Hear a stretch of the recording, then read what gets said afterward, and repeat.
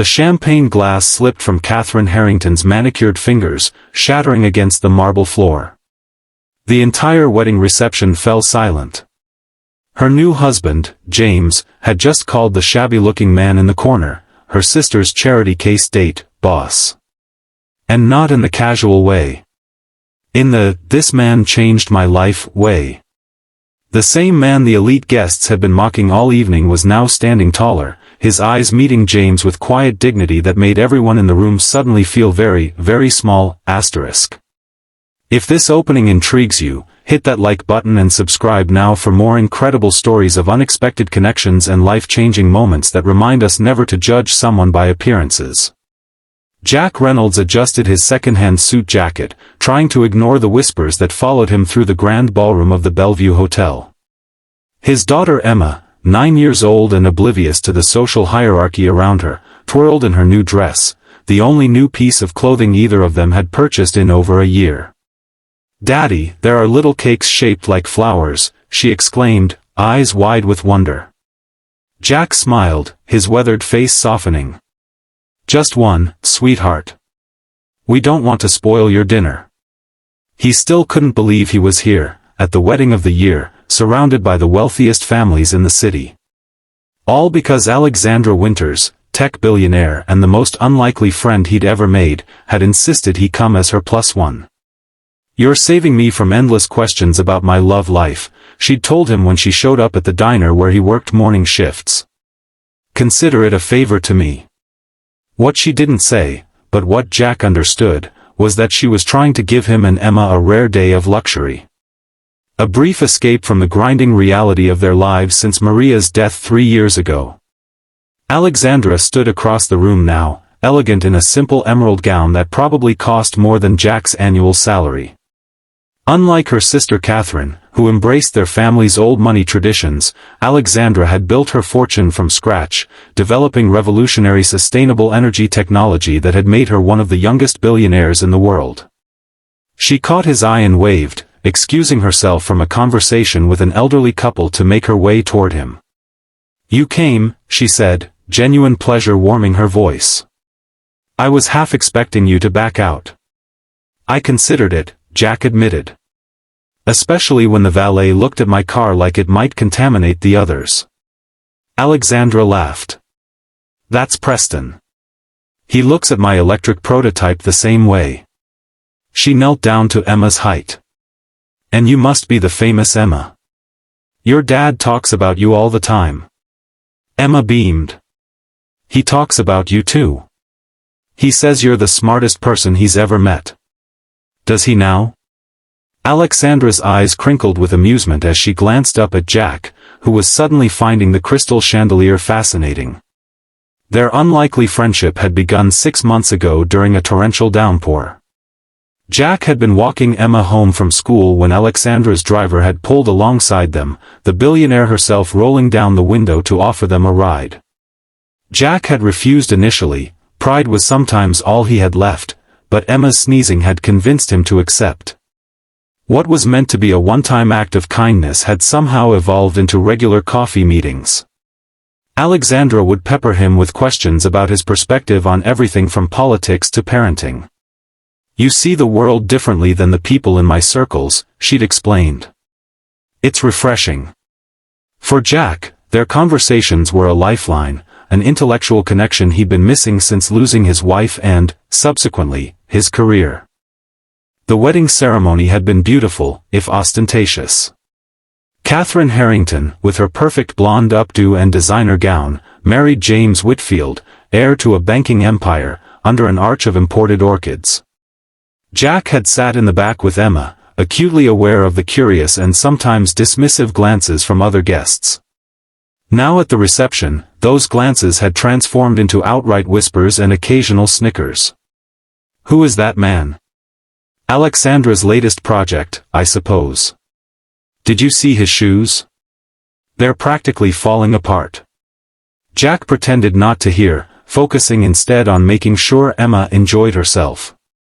Alexandra had been pulled into family obligations, leaving them to navigate the reception alone. "Mr. Reynolds, isn't it?" A woman in her 50s approached, diamonds dripping from her ears. "I'm Victoria Harrington, Alexandra and Catherine's mother." Jack straightened. "Yes, ma'am. Thank you for having us." Victoria's smile didn't reach her eyes. Alexandra has always had unconventional friends. Though I must say, bringing a stranger to her sister's wedding is pushing boundaries even for her. "Mom." Alexandra appeared at Jack's side, her voice carrying a warning. "Jack and Emma are my guests." "Of course, dear." Victoria's gaze flicked between them. "I was just making conversation." After she left, Alexandra sighed. "I'm sorry about that." "Don't be," Jack said. "She's not wrong. I don't belong here." "Neither do I, half the time." Alexandra's expression was wry. "Come on, they're about to serve dinner." The seating arrangement placed Jack and Emma at Alexandra's table, along with several of her cousins who made little effort to include them in conversation. Emma, however, was enchanted by everything: the crystal glasses, the 7 different forks, the ice sculpture slowly melting in the center of the room. It was during the main course that the first direct insult came. "So, Jack," said a man Alexandra had introduced as her cousin Philip, "what exactly do you do? Besides accompanying wealthy women to events, that is." Several people at nearby tables snickered. Jack felt heat rise in his face. "I work at Morningside Diner," he said evenly. "And I do maintenance at our apartment building for reduced rent." "How industrious," Philip replied, not bothering to hide his condescension. Emma looked up, sensing the tension. "My daddy used to build computers," she said proudly. "Really important ones." Philip raised an eyebrow. "Is that so?" "Emma," Jack said quietly, "finish your dinner, sweetheart." Alexandra's eyes narrowed at her cousin. "Jack has a master's in computer engineering from MIT, Philip. What was your degree in again?" "Oh right, spending your trust fund." Philip's face reddened, but before he could respond, Catherine clinked her glass, calling for attention. The newlyweds were going to make their rounds to greet guests. Jack leaned toward Alexandra.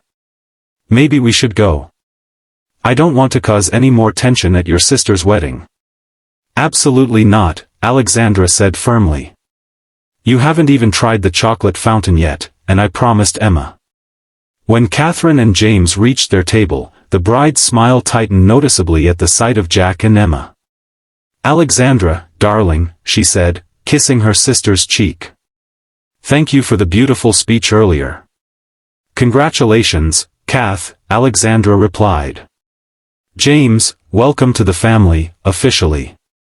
James Whitfield, tall and classically handsome in his tuxedo, smiled warmly. "Thank you, Alexandra." His gaze moved to Jack, and he extended his hand. "I don't believe we've met." "I'm James." Jack stood, accepting the handshake. "Jack Reynolds. This is my daughter, Emma." Something flickered in James's expression, confusion, then concentration. He tilted his head slightly. "Jack Reynolds, not Jack Reynolds from Quantum Security Systems?" The table fell silent. Jack's hand stilled in James's grip. "Yes," he said cautiously. "A lifetime ago." James's face transformed with astonishment. "My God," he breathed. "It is you." Catherine touched her new husband's arm. "James? What's wrong?" James was staring at Jack with growing excitement. "Nothing's wrong. It's just," he turned to the increasingly curious wedding guests. "Everyone, this is Jack Reynolds. He was my boss at QSS before I joined Whitfield Banking." A murmur rippled through the reception. Catherine's perfectly composed expression faltered.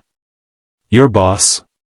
But he's the most brilliant security architect in the industry," James finished.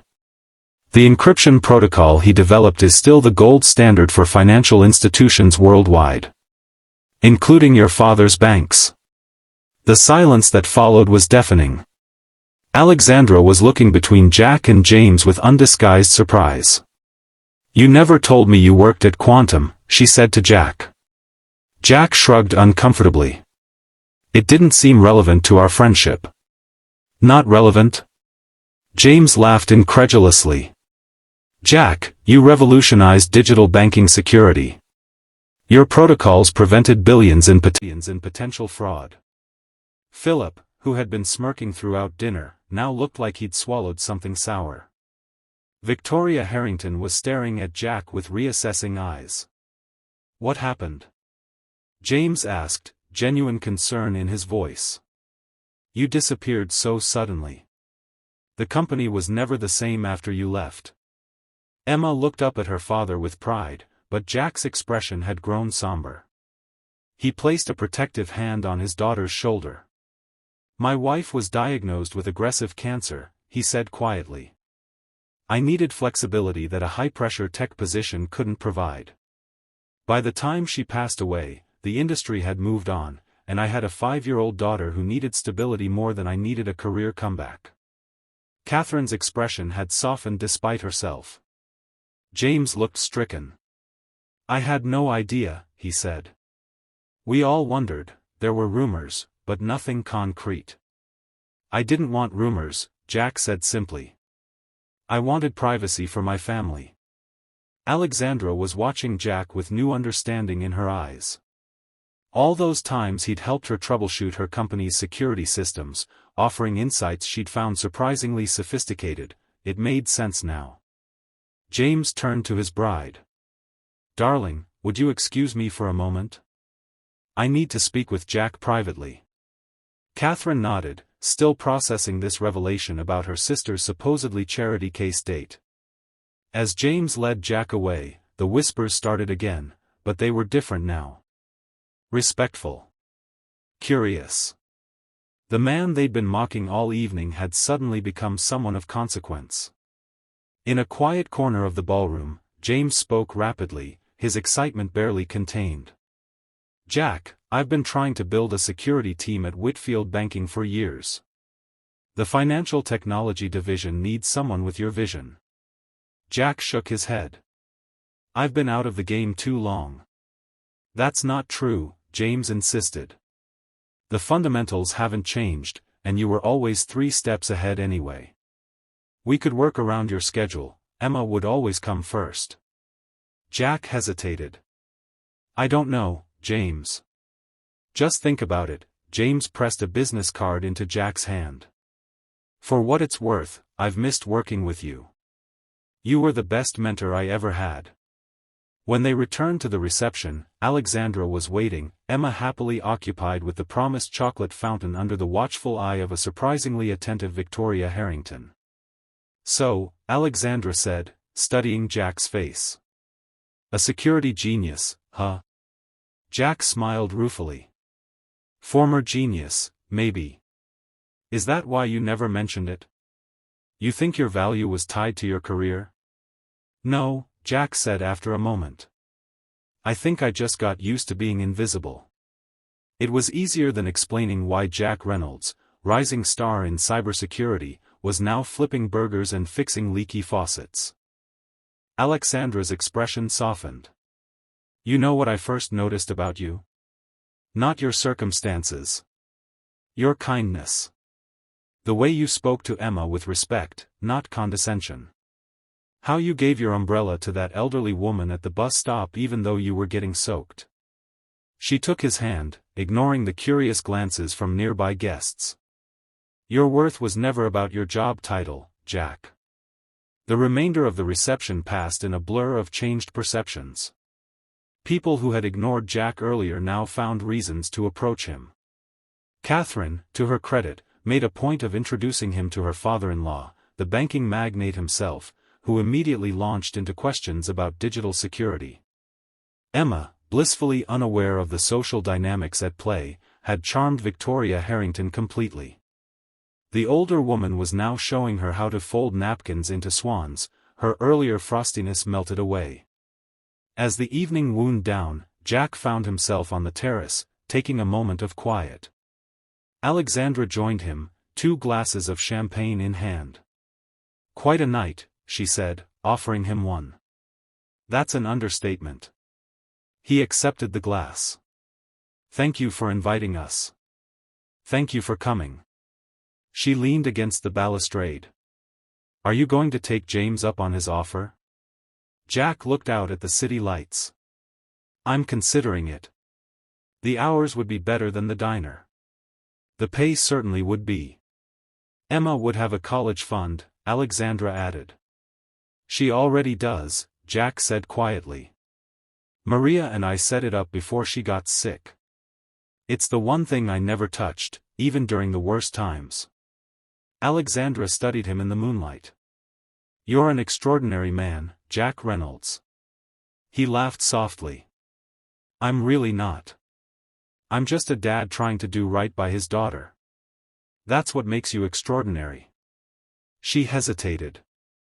"Whatever you decide about James's offer, I hope this doesn't change our friendship." "Why would it?" "Because now you know I'm not just friends with the diner cook. I'm friends with the brilliant security expert who could probably point out a dozen vulnerabilities in my company's systems." Jack smiled. "I've already noticed 14, actually. But who's counting?"